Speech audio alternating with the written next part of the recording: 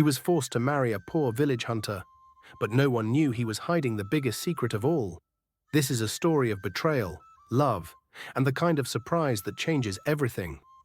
In a dusty village of Umuaka, where the roads were bare and sandy and most houses were built with mud and straw, lived a young girl named Amara. Life in the village was simple, but for Amara it was never easy. She was just 18 when her mother, her closest friend and comforter, died after a long illness. The day they buried her was the day Amara's world crumbled. Her mother had been her guide, her voice, her strength. Without her, the house became empty, cold and unsafe. Only 6 months after the burial, her father, Chief Ease, brought home a new wife, Madame Grace. From the very first day, it was clear that Madame Grace was not a mother, but a wicked woman. She carried herself like a queen and made it known that the palace belonged only to her and her daughter Cynthia. Amara was nothing to her. Her room was taken away and given to Cynthia. She was pushed into a tiny back store with no windows, left to sleep on an old mattress on the floor. Madame Grace would sneer at her, send her on endless errands, and sometimes deny her food. Still, Amara endured.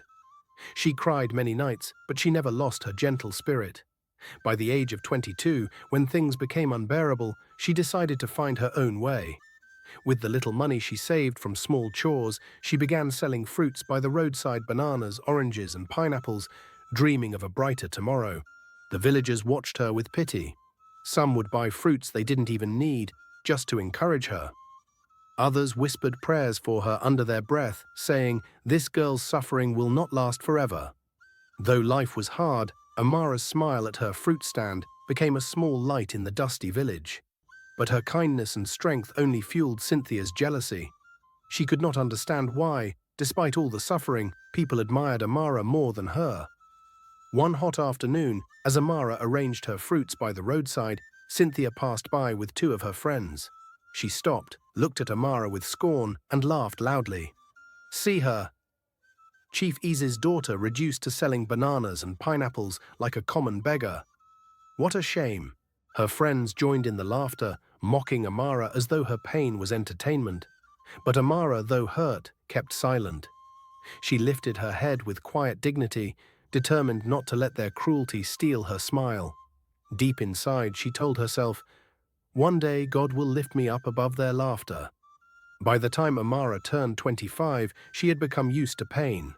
Not just the pain of hunger or beatings, but the deeper pain, being invisible in her own home. She no longer asked for school or primary fees. She had dropped out after junior secondary school because no one cared enough to pay. But Amara didn't sit around crying. Every morning, before the sun rose, she would carry a heavy basket of fresh fruits on her head, bananas, oranges, mangoes, and walk to the busy junction in the village to sell. It was the only way she could earn a little money to buy soap, slippers, or sometimes a small book to write her dreams in. She smiled at everyone, not because life was easy, but because she still believed in light. One day, as she stood at her usual corner, a young man came by. He was wearing simple clothes, dust on his shoes, and a calm smile. He greeted her warmly. "Good morning. How much for these bananas?" She told him the price. He paid for 2 bunches, but picked only one. "Keep the rest. You need the money more than I need the fruit." That was the first time she met Chuck, the village hunter. He wasn't like the others. He listened when she spoke, he laughed at her jokes, and he respected her like a human being. Almost every 2 days, he would stop by her stand. Sometimes he bought fruits. Sometimes he just waved and left. And each time, Amara smiled a little wider. But something strange also happened that same week. A black SUV drove into the village, a rare sight. Inside, it was a well-dressed man who introduced himself to the village elders as Mr.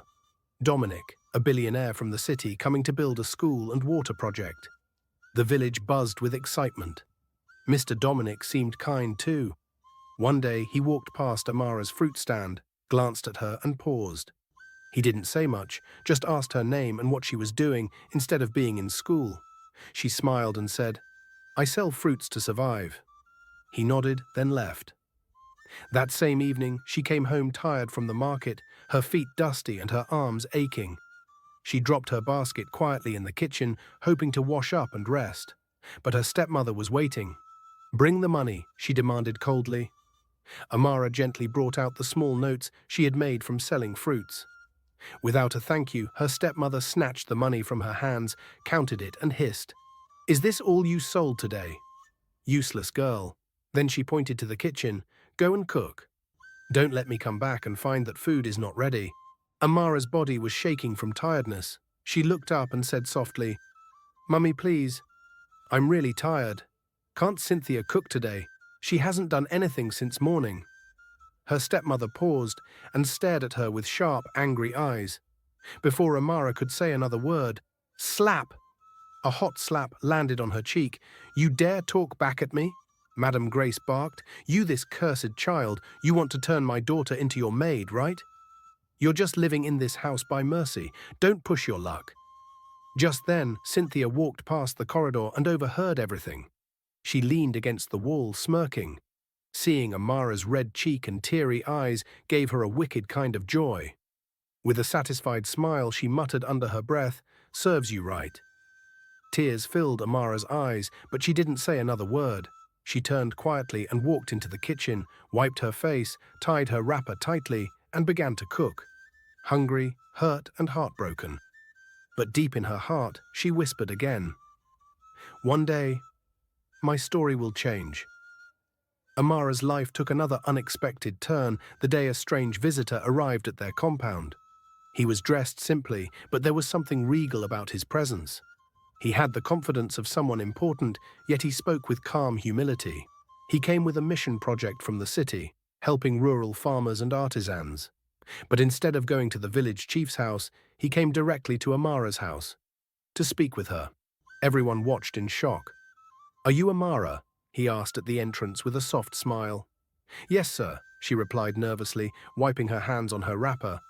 "I bought fruits from you last week. You were kind. I'd like to know more about your story. May I?" Amara nodded, confused but curious. That short visit changed everything. From that day on, the man would stop by occasionally to chat with her, asking about her dreams, her struggles, her education. He listened like no one ever had. But Cynthia and her mother noticed. They watched from behind the curtain, jealousy burning in their eyes. Cynthia couldn't understand how a poor girl like Amara could attract someone like that. And her mother's pride couldn't handle the shame. "This girl will not marry that man before my daughter," Madame Grace snapped one night. "She's not even beautiful," Cynthia spat bitterly.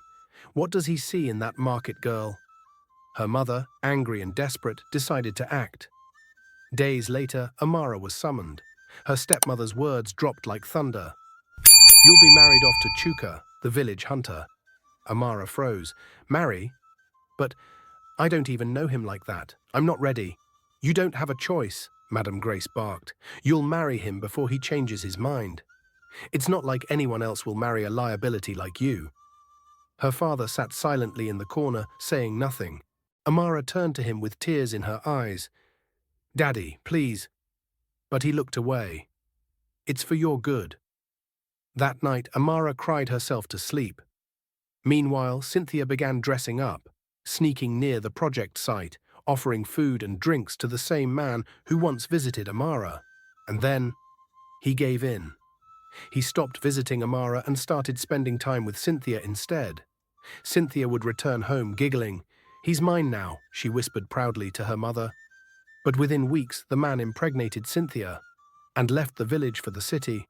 No wedding, no promises, no goodbye. Still, Cynthia didn't care. She believed she had won. Amara, heartbroken and betrayed, quietly married the hunter Chuka, just as her stepmother had planned. But fate was not done with her story. 2 weeks after their quiet wedding, Chuka returned home one evening with surprising news. "Amara," he said, "I've been offered a job in the city as a driver, with free accommodation. By a billionaire I met at your fruit stand. Will you go with me?" She blinked. "Are you serious?" "Yes, and I want you to come. It might be the beginning of something better for us." Amara stared at him. Chuka may have been just a village hunter, but in that moment he was the only person who ever truly chose her. Slowly, she nodded. "Yes, I'll follow you." And with that decision, destiny quietly shifted its path. The day Amara and Chuka left the village was quiet. No music, no celebration. Just two small bags and a heart full of mixed feelings. Cynthia and her mother watched them go with mocking smiles. "Let her go and suffer with that bushman," Madame Grace whispered. But Amara didn't care anymore. She had no love left for that house, only silent prayers in her heart. When they arrived in the city, Amara was stunned. The streets were wide, paved with tar. The buildings stood tall like kings, stretching into the clouds. Cars moved past like flashes of light, their horns echoing through the air. The people walked fast, as though they were all chasing time. Amara clutched Chuka's hand tightly. "Is this really where people live?" she whispered, her eyes wide. Chuka smiled. "You'll get used to it."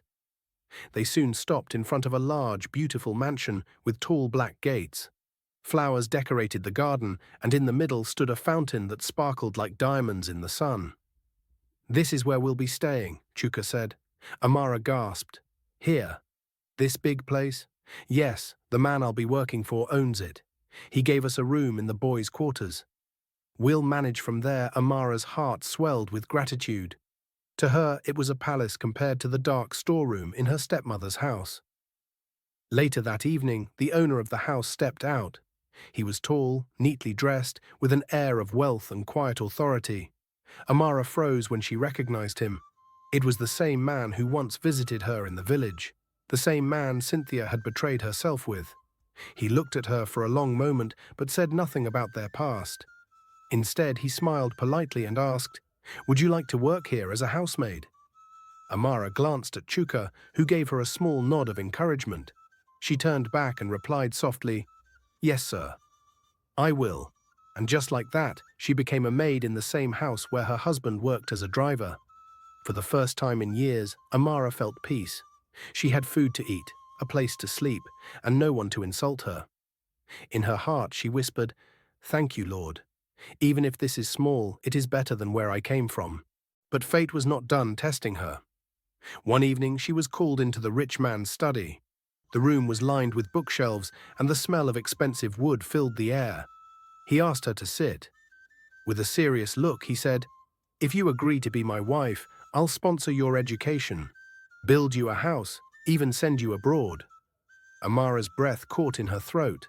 She stared at him in disbelief. He leaned forward. "You deserve better than being a poor man's wife. Think carefully, Amara. I can give you the world." Her heart raced. For a moment, memories of hunger, insults, and pain flashed through her mind. The offer was tempting, too tempting. But then she thought of Chuka, the man who had chosen her when no one else would, the man who gave her dignity when the world called her useless. Tears gathered in her eyes as she shook her head. "Thank you, sir," she said in a trembling but firm voice, "but I am married, and I am not for sale." The man blinked, surprised by her words. He had expected her to fall at his feet. Instead, he saw something rare in her eyes, courage mixed with loyalty. He leaned back slowly. "Very well," he said quietly, dismissing her. Amara stood, bowed slightly, and walked out with her heart pounding. That night she sat beside Chuka in their small room. Watching him eat his simple meal of gari and soup, she smiled through her tears. "I may not have riches," she whispered in her heart, "but I have peace.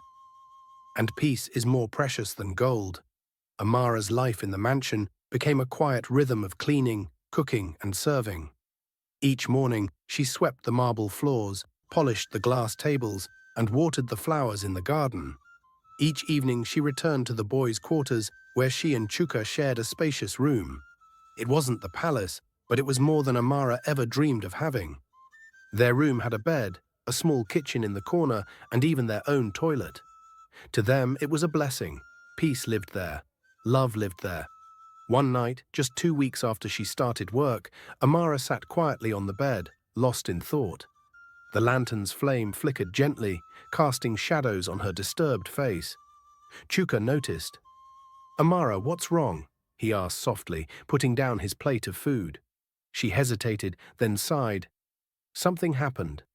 The man you work for, he's been asking me strange questions. Last week, he said if I agree to be his wife, he'll sponsor my education, build me a house, even send me abroad." Chuka looked at her carefully, his calm eyes steady. "And what did you tell him?" Amara swallowed hard. "I said no. I told him I'm married, and I love my husband." For a moment, silence filled the room. Then Chuka reached for her hand and squeezed it gently. His voice was warm and steady. "Thank you, Amara. Thank you for choosing me when the world offers you diamonds. I'm proud of you. Don't let anything change who you are. One day, everything will make sense." Her lips trembled, but she smiled. His words were like balm to her weary heart. That night, she fell asleep with her head on his chest, listening to the rhythm of his heartbeat, the one sound that always made her feel safe. But a month later, another temptation came. After mopping the sparkling marble floor in the living room, Amara was called into the rich man's study. This time, he wasn't alone. Sitting beside him was a tall, elegant woman in a flowing gown and shiny heels. "Amara," he said smoothly, "this is Madame Gloria. She owns a top fashion school in London. I told her you're smart and respectful. She's offering you a full scholarship, everything paid for." Amara froze. "Sir, I don't understand." The man leaned forward, his voice low and persuasive. "You'll go to London, learn fashion, start a big career.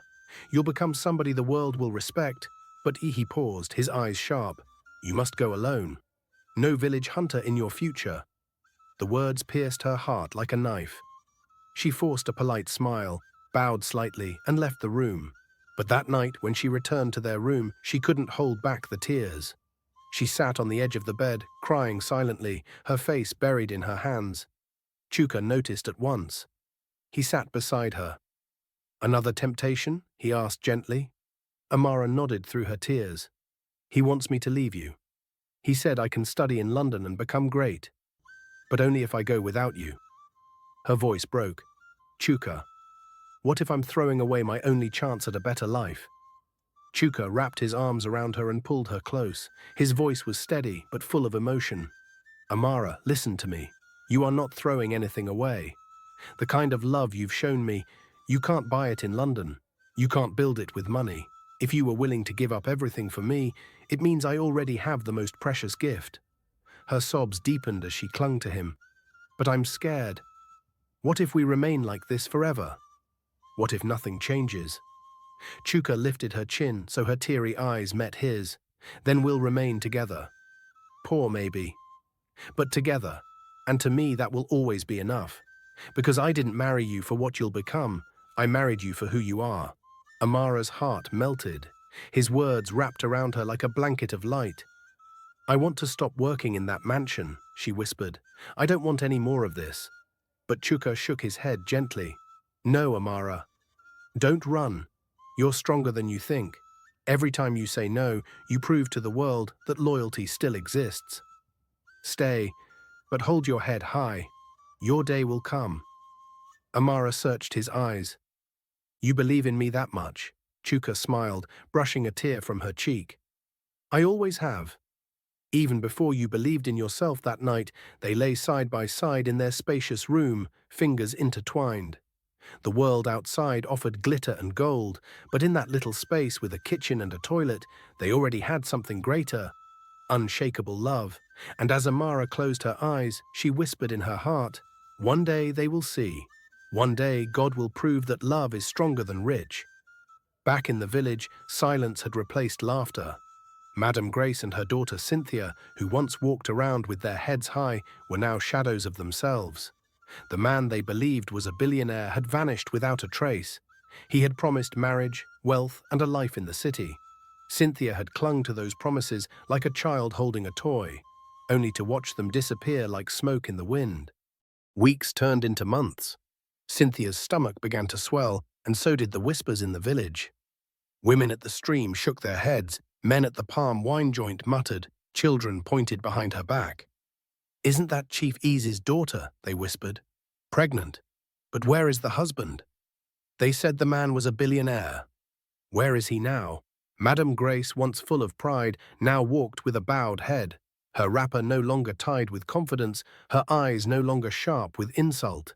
Shame clung to her like dust on the dry season wind. Then, one hot afternoon, the final blow came. A letter arrived from the city, addressed to Cynthia. Her hands trembled as she tore it open. The words on the page hit like thunder. The so-called billionaire was not a billionaire at all. He was a driver, just a driver for the true owner of the mansion. The expensive clothes, the car, the money, none of it was his. He had borrowed his master's image, played his role like an actor, and deceived them all. Cynthia's knees buckled. She dropped the letter and let out a cry so loud it startled the neighbors. No, no, it can't be true. Her mother grabbed the letter, read it, and let out a piercing scream. She tore at her wrapper, cursed the man, cursed the city, cursed her fate. But it was too late. Cynthia had been used, abandoned, and left with nothing but a child in her womb. That night, the small compound was heavy with tension. Cynthia sat in a dark corner, her eyes swollen from crying. Madame Grace paced the floor like a restless spirit, anger and shame fighting in her chest. Finally, she snapped. "You call yourself my daughter, Cynthia?" she shouted, her voice trembling with rage. "What have you done with your life? You let a common driver fool you. A driver, Cynthia. Now look at you, pregnant and disgraced." Cynthia sobbed, covering her face. She had no words. At least Amara, yes, the same girl we mocked. The same girl we called useless. She is in the city, working, living a better life. She refused that man, and now look at you. You gave him everything, and he left you with nothing. Her voice broke into bitter laughter. All you know is makeup and gossip. You thought beauty would save you, but you couldn't even trap the right man. Cynthia screamed in shame and ran into the small room, slamming the door. Her cries filled the night like a wounded animal's. Left alone, Madame Grace sank into a chair. She buried her face in her palms, rocking back and forth. "I have failed. I have failed," she muttered. But deep inside, the truth stabbed her like a blade. She knew it wasn't just failure. It was her own wickedness, her envy, her hatred for Amara that had backfired. The seed she planted had grown into poison, and now she and her daughter were the ones drinking it. Meanwhile, far away in the city, Amara knew nothing of this. She continued her work in the mansion, faithful and humble, not realizing that destiny was already lifting her while her enemies were crumbling. After 1 month in the mansion, Amara had settled into her rhythm. Every morning, she swept the marble floors until they shone, cooked meals that filled the house with sweet aromas, and served everyone with quiet dignity. Though temptations kept coming her way, she never lost her humility, her faithfulness, or her deep love for Chuka. It was during this season that a new chapter unfolded. One morning, a convoy of cars stopped in front of the mansion. From one of them stepped Madame Maxwell, a graceful woman dressed in rich lace and coral beads. Beside her was a tall young man, neatly dressed, with a confident smile named Paul. The staff rushed forward to welcome them. The owner of the mansion himself came out, bowing slightly in respect. These were no ordinary visitors. To Amara, they were simply important guests. She didn't know the truth, that Madame Maxwell was Chuka's mother and Paul was his younger brother. She only saw them as relatives of the powerful billionaire. From the very first day, Madame Maxwell's eyes followed Amara. She noticed her humility, the way she bent slightly when greeting, the respect in her voice, the gentleness in her steps. Something about the young maid reminded her of her younger self, strong, patient, and unshaken by hardship. "Who is that girl?" Madame Maxwell asked one of the cooks. "That's Amara, Ma," the cook replied. "She works here as a maid." Madame Maxwell smiled faintly. She is no ordinary maid. Days passed, and she grew fond of Amara. She would often request, "Let Amara cook my meals. Let Amara serve me," and each time she would watch the girl closely, as though searching for something deeper. But while Madame Maxwell admired her, Paul had other plans. One sunny afternoon, Amara was in the kitchen stirring a pot of a goosey soup. The rich smell of melon seeds, palm oil, and spices filled the air. Suddenly, the door creaked, and Paul walked in with a relaxed smile. "Amara," he said warmly, leaning against the wall, "your cooking is the best I've tasted in this house. Honestly, you should own your own restaurant." Amara smiled shyly. "Thank you, sir. I'm only doing my job." Paul stepped closer. "No, I'm serious. I like women like you, hard-working, respectful, humble. That's rare in this city. Imagine if you had your own catering business here. With your talent, you'd be a millionaire in no time. Her eyes widened. A restaurant? For me? Yes, Paul said smoothly. I'm ready to give you 5 million naira to start. Everything you need will be provided. But, he paused, letting the silence linger. Amara's stirring hand froze.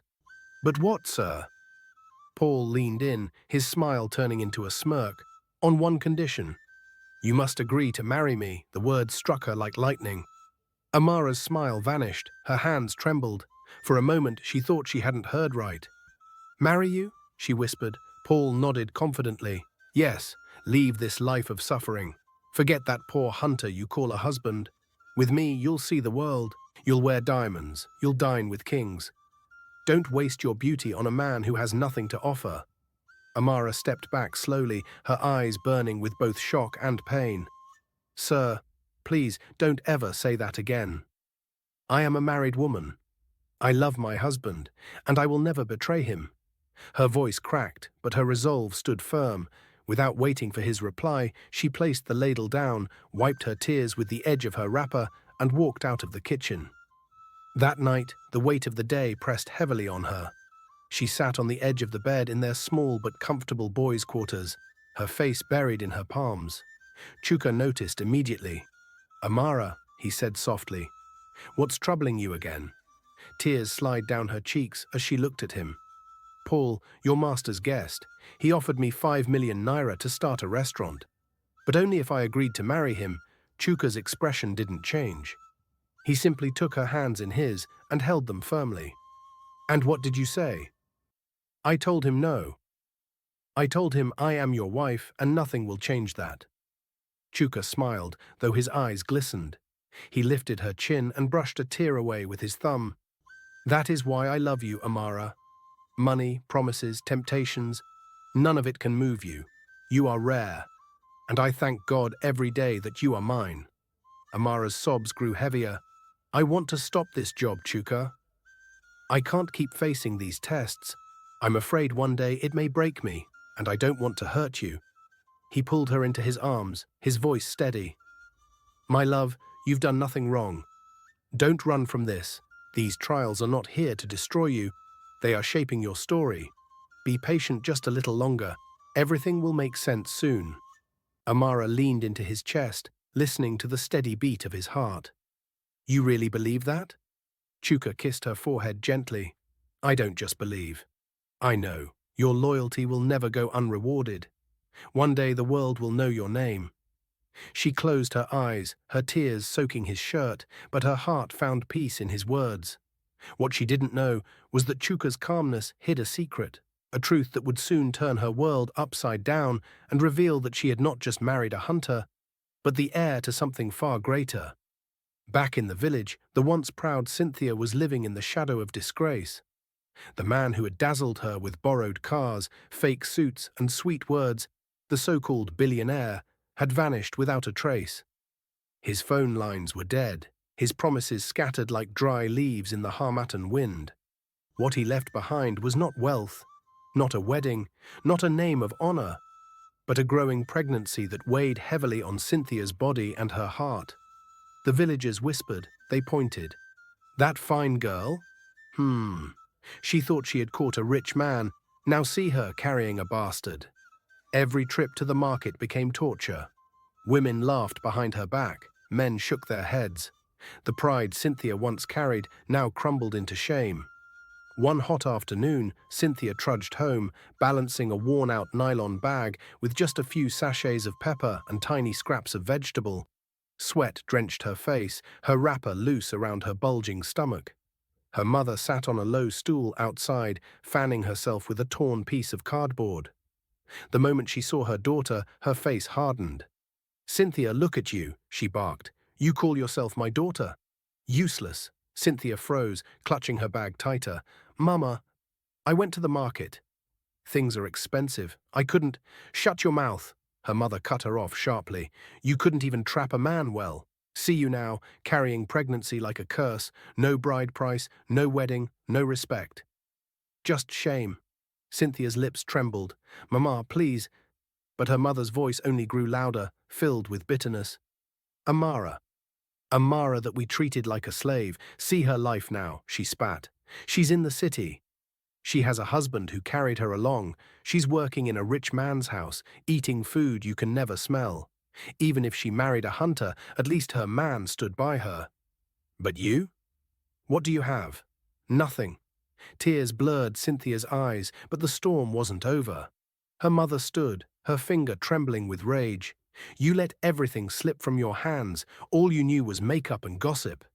You thought beauty alone would feed you. Now see where it has landed you. A disgrace, a burden, a shadow of what I wanted you to be. Cynthia dropped her bag on the floor and ran into the room, her sobs breaking through the silence of the compound. She collapsed on her bed, clutching her stomach as if to hold herself together. Her mother remained outside, sinking back onto the stool with trembling hands. The anger in her voice faded into a whisper.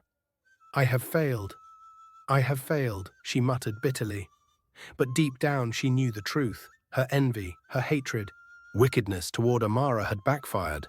And now the daughter she fought so hard to elevate had become the very picture of shame.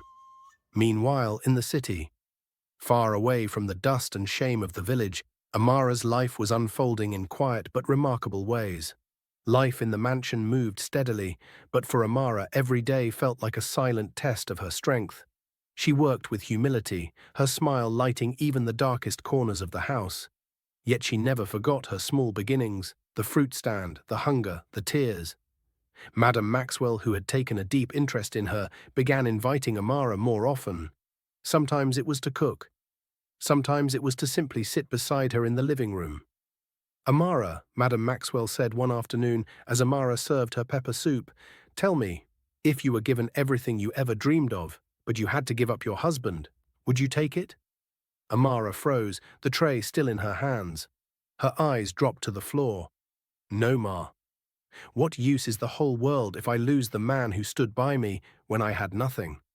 Madame Maxwell leaned back, studying her carefully. A faint smile curved her lips. "You're a rare kind of woman." Each answer sank deep into Madame Maxwell's heart. She had seen many women chase after wealth and abandon loyalty, but Amara was different. She spoke with honesty, with a conviction that could not be bought. "My first son is coming next week. I want you to dress well and prepared for his arrival. There will be a grand dinner to celebrate his arrival," Madame Maxwell said gently to Amara. She nodded her head. "Okay, Ma." That evening, Madame Maxwell sat in her private room, her mind turning over everything she had seen. She whispered softly to herself, "This girl. She is the one." 1 week later, after Amara had finished laying the final touches for the grand dinner, she sat in their modest room with her husband. She hummed softly while adjusting her headscarf, her face glowing with simplicity and peace. "My queen," her husband said gently, lowering himself beside her, "I need to go and pick someone up from the airport." "Who?" Amara asked, curious. "My boss's elder brother, Madame Maxwell's first son. He's the real owner of this mansion," he replied with calm authority. "He asked me to come personally." "Oh," Amara smiled faintly. "He must be very important." Her husband chuckled. "Very." She walked him to the door, holding his hand a moment longer than usual. She waved him goodbye, not knowing her entire world was about to be rewritten that night. 2 hours later, the mansion was alive with grandeur. Crystal lights glittered like diamonds, soft music drifted across the air, and elegantly dressed guests filled the hall, laughing and sipping wine. It was a night of wealth, power, and celebration. Madame Maxwell stood tall and graceful beside Paul, her younger son. She greeted each guest with warmth, her eyes occasionally scanning the gate, waiting for the arrival that would crown the evening. Outside, Amara stood nervously with a few staff members clutching her tray, her heart beating faster than usual. She had no reason to be afraid, but something in the air felt different. Then it happened. The deep hum of a sleek black jeep broke the chatter of the night. Heads turned, whispers ran through the crowd, security swung the gates wide open. The car rolled in slowly, commanding respect even before the door opened. The driver stepped out first, the man everyone thought was the billionaire. He moved quickly, almost humbly, to the other side. He opened the back door with reverence. A polished black shoe touched the ground. Then a tall, regal man stepped out. His white suit shimmered under the golden lights, every step filled with quiet power. His aura silenced the crowd instantly. Amara's breath caught in her throat. Gasps filled the mansion. Some guests covered their mouths in shock. Murmurs of "Who is he?" rippled through the air. But Amara knew that face, that walk, those eyes. Her heart pounded wildly. She staggered back, her tray nearly falling. It was her husband, the same man who shared roasted yam with her in the village, the man she washed clothes with, the man she had chosen above wealth, fame, and temptation, now standing before everyone like a king in his palace. Paul walked towards Chuka and hugged him. "Welcome home, big bro," he said, and smiling gently. The guests froze. Silence swallowed the hall. Amara clutched her chest, tears burning in her eyes. What? What is going on?" she whispered, her voice breaking. Her husband walked towards her, every step measured, his eyes never leaving hers. When he reached her, he leaned close and spoke softly, for her alone. "I told you this dinner would change everything." Tears rolled down Amara's cheeks uncontrollably. Her legs felt weak. She shook her head in disbelief, her voice breaking. "Please, tell me I'm not dreaming." He took her hands gently, lifted them to his lips, and kissed them with reverence before turning to the stunned guests. "My name," he said firmly, his voice filling the hall, "is Maxwell Jr. I am the first son of Madam Maxwell and the true CEO of Maxwell Company. I am the owner of this mansion." Gasps echoed again, eyes widened. Maxwell turned back to Amara, his eyes filled with tears. "But I went to the village, not as a billionaire, not as a man of status, but as a simple hunter. I wanted a wife who would love me for who I am, not for my money, not for my name. And Amara—" He paused, his voice breaking with emotion. Amara proved herself worthy. Before she could respond, he pulled her into a deep embrace. She sobbed against his chest, her scarf falling slightly as he kissed her forehead tenderly. The hall broke into murmurs, some guests dabbing tears from their eyes, others still stunned into silence. Madam Maxwell walked forward, her own eyes glistening. She placed her hand gently on Amara's shoulder. "My daughter," she said with a trembling smile, "welcome to the family. You are more than worthy." At that moment, Amara wept openly, overwhelmed with love, shock, and joy. She had walked into the mansion as a maid, but tonight she was being crowned in honor before the whole world. The journey back to the village was unlike any other. For the first time, Amara sat beside her husband in the back seat of a sleek black Jeep. Her hands interlocked with his, her heart beating in both excitement and nervousness. The air outside smelled of dust and firewood, but in her chest, everything smelled like hope. The car slowed as it approached her father's compound. Curious villagers had already gathered, whispering and stretching their necks. "Who could it be? Which important guest is this?" they murmured. The driver stepped out quickly and with respect opened the back door. Out came Maxwell, no longer disguised, but clothed in a dazzling white suit that shone even brighter under the village sun. He carried himself with quiet dignity, his aura commanding silence.